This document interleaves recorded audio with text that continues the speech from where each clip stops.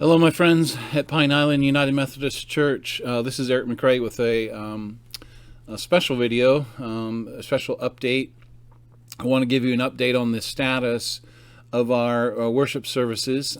As you know, we have been worshiping online and online only since March of this year, nearly 8 months ago. Honestly, I had no idea back then that I'd be writing to you, I'd be talking to you as we approach Thanksgiving, still worshiping only online.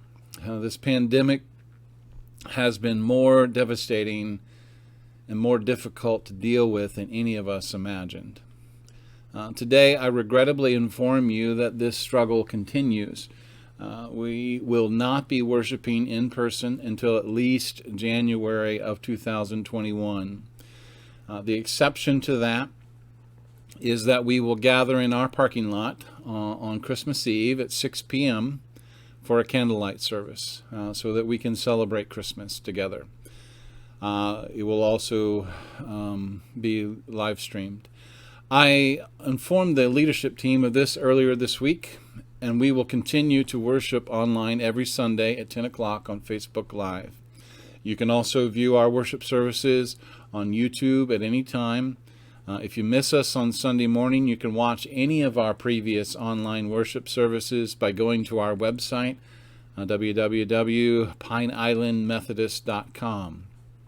In the event that you are not online ever and you are reading this, you'll read a letter with this same information.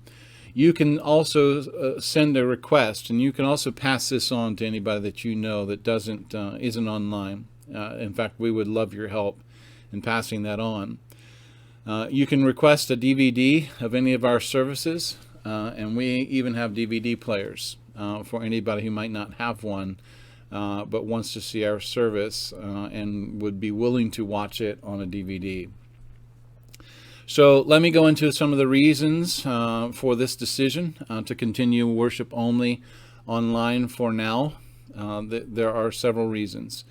The virus, first of all, the virus is more out of control now than it has ever been before. Today, we just surpassed 180 new cases in one day nationwide. 180,000 new cases. That's more than double what it was only 2 weeks ago. And the average is up over 125,000 cases a day. We've had a significant uptick of new cases in Florida in the last couple of weeks, and experts are predicting that Florida will surpass its previous record around Thanksgiving, just a little more than a week from now. Here on the island, we've seen a 15% increase of cases in the last 4 weeks, with the cases in Matlacha doubling in that same time frame. Studies have shown that religious gatherings are the third leading cause of infections behind restaurants and schools. And at the same time that all of this is going on, there are no coordinated efforts to implement countermeasures like there were back in April and May. Florida has, on the contrary, lifted all restrictions, and public sentiment right now is moving in the direction of less mask wearing and more public gatherings. Many who develop symptoms now who are not choosing to be tested because of the delays in getting results, and another reason is that they don't want to quarantine for the recommended amount of time, so they just rather blissfully be unaware of whether or not they have it. Part of the witness of the church is to model what responsible community looks like. And so in this case, because of all that I've just said, it looks like keeping people safe by avoiding large gatherings is what modeling responsibility looks like. This is our way of taking care of each other. This is our way of being part of a community effort to take care of each other. The bottom line is that I'd rather be extra careful and not be involved in anyone getting COVID-19 than to take a risk that we don't have to take and have something happen that we would regret. Some of our leaders have rightly pointed out that we are experiencing financial strain, and the longer we worship online only, we risk that strain would intensify.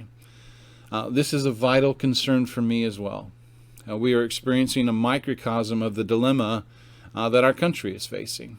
The conflict nationally has been framed as a choice or a conflict between safety and saving the economy. And what I want to say is that that's a false choice. The reality is we must do both. If we are not safe, the economy will be destroyed, not to mention that hundreds of thousands of lives will be lost on top of what we've already lost. And if we are not addressing the economy, people will be harmed in lots of other ways. Evictions, homelessness, food insecurity, unemployment, etc. At our level, in our congregation, we also have to address both safety and the economic impact. So I do want to state at this point that it's a misnomer that reopening churches or restarting in-person worship equates to an economic recovery. I'm in constant contact with other pastors, and the ones that serve churches that have reopened, have restarted their in-person worship, are not experiencing a return to pre-pandemic levels of financial support. Most are saying that reopening actually has stretched them a little bit more financially because there are added expenses of reopening. Masks, sanitizers, specialized cleaning equipment, supplies, more staff hours to take care of the cleaning, all of that kind of stuff. So I, as your pastor and your leadership team, will continue to monitor the financial situation of the church. And we'll be looking at innovative ways of addressing it as the pandemic continues. We are also in conversation with the district superintendent, Reverend Tom Schaefer, to get his guidance and support. I have already met with him once. We'll be meeting with him again soon. We will keep you informed of new information as we get it. And at this point, I just want to say, if you're in a position to make a gift to the operating budget of the church, it would help greatly. Now, the reality is that this pandemic will be here much longer than any of us are prepared to admit right now. I do want to restate one more time that we are indeed committed to finding a way to resume in-person worship as soon as possible and as soon as it can be done safely. My working assumption has now become that we will have to figure out how to do both online and do in-person worship at the same time. And we'll have to do them both well. Now, that I need to tell you and just be honest about this, that is a tall order. That's difficult. But we're going to currently try to address those challenges. Our InPerson Restart team is meeting every week to prepare a plan to return to worship in person as soon as we can do so safely. During December, we'll be conducting practice services in order to fine-tune our plan. On December 15th, the leadership team will meet in order to make a decision about whether or not to start in-person worship in January, or if we need to wait until later than that. When a decision is made to resume, either January or later, you will receive specific instructions by letter, website, Facebook, email, every way that we can think of, outlining how the service will work, what you can expect, and what we will expect from you when you attend.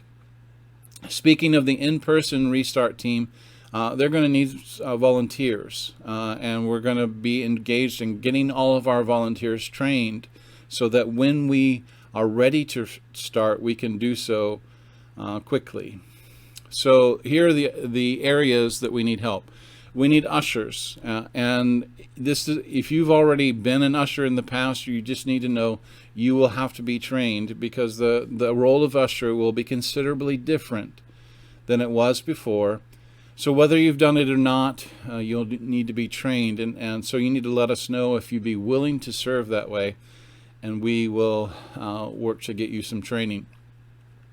We will need people to take temperatures because in order for people to come into worship, they have to be screened for fever. We need volunteers willing to be trained to do this. We also will probably need volunteers to help with our cleaning protocols. Cleaning will be very different than it was before, and so we're going to require more work. And so we think that we'll probably need the help of some volunteers with that. And again, those volunteers will have to be trained in the specific supplies and the specific techniques that we will be using to make sure that we are properly cleaning. If you're willing to serve any of these capacities, you can contact me by emailing me, pastor@pineislandmethodist.com. You can call or text me at 407-800-9820. All this will be on our website if you don't have a way to write it down right now. So, as I move to conclude, I appreciate you taking the time to listen. I know this is a lot of information all at one time, and I'm aware that you all have a lot of other concerns to deal with in addition to our situation at the church. And I don't take that for granted. I don't take for granted your commitment to Pine Island United Methodist Church. I want to say that I'm deeply grateful for each of you and all that you do to support the faithful ministry of the Pine Island community. I believe that our church has a positive future. I really do. It's going to look very different from anything we've experienced before, but I believe it will be positive, and we will continue to be a strong presence here on the island.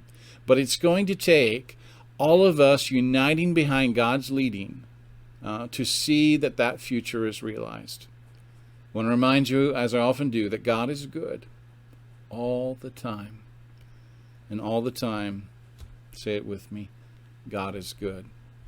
I'll talk to you again soon. Thank you for listening.